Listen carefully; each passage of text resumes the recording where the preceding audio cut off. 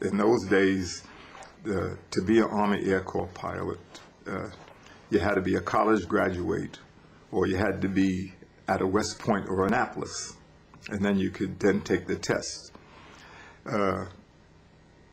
We were building up military troops in those days, and under what was called a Public Law 18, they had been recruiting young men from colleges, and will teach you to fly. And at any grade, if you take the test, the competitive test, and pass it, then when you finish college or when you take the test and pass it, you can then apply to the Army Air Corps. Well, Public Law 18 was only for white colleges, and they had none in the black colleges. What is known as the black press, which I fell in love with, and which I tried to pay back as I got very much older, raised particular hell about it. Why can't they prove it? Why not? And all. So the government, in its great wisdom, decided they would have a smattering, 6 black colleges that could have this Public Law 18 training program where they learn to fly. But Congress wouldn't approve the money for it. They said, we won't pay to have people there. So President Roosevelt at the time issued an executive order, and I love executive orders when they're in my favor, and yes. I think when they're going against what I want. But it's a wonderful instrument. An executive order is something the president puts in effect while Congress is on vacation or goofing off. Yes. And he has the belief that when they come back, they won't have the guts to change it. Under this executive order, he established a program called the CPT, Civilian Pilot Training Program, for these 6 black colleges. And this says, okay, so they won't give you the money, Congress won't give you the money, but this program will give you the money. And they put the program in 6 colleges, as I said, and one of the colleges was Tuskegee, Alabama, Tuskegee Institute in those days.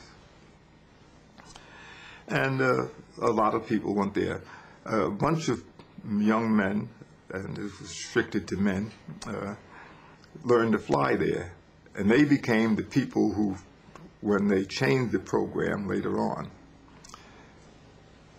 One of the men there was named Alfred Anderson, who came through the CPTP program and became an instructor.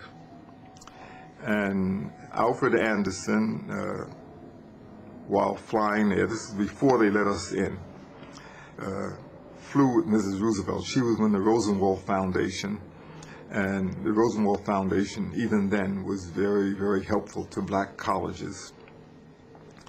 And she was there, and she saw Alfred Anderson in his jodhpurs and his flying pants and his helmet in his hand, and informed him that, can you fly? And he said, yes. And she says, well, no, I understood that colored people can't fly.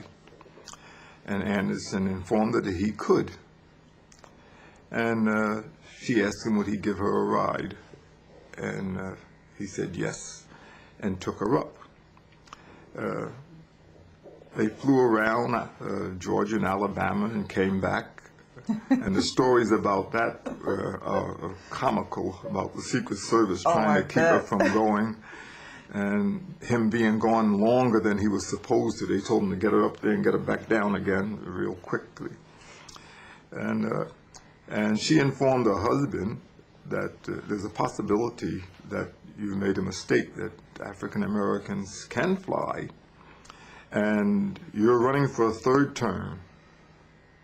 First time in history that an American president had decided to break the unwritten rule that says that at the 2 terms you'll quit, you'll retire. He felt that the country needed him. He felt he wanted to be president still. And so she informed him that if you do this, you can garner the colored vote.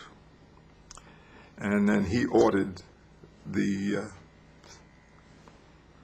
Chief of the Army Air Corps and the Chief of the Army to have a program in which they would select a group of young black men to see if they could learn to fly.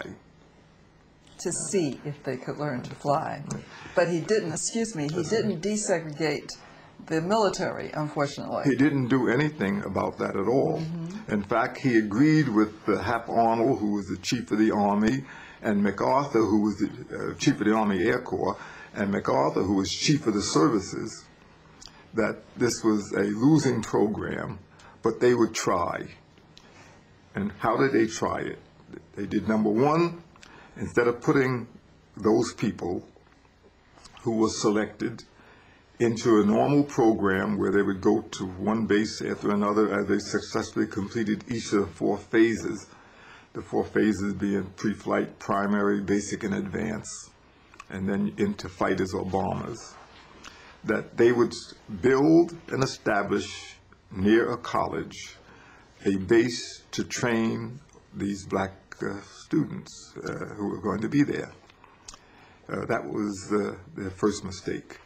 The fact that they put us all together and kept us there and beat us up the same way formed in us an esprit de corps that was remarkable. It lasts till today, 60 years later. Indeed. We're still close. That's the birth of the Tuskegee Airmen. That's it.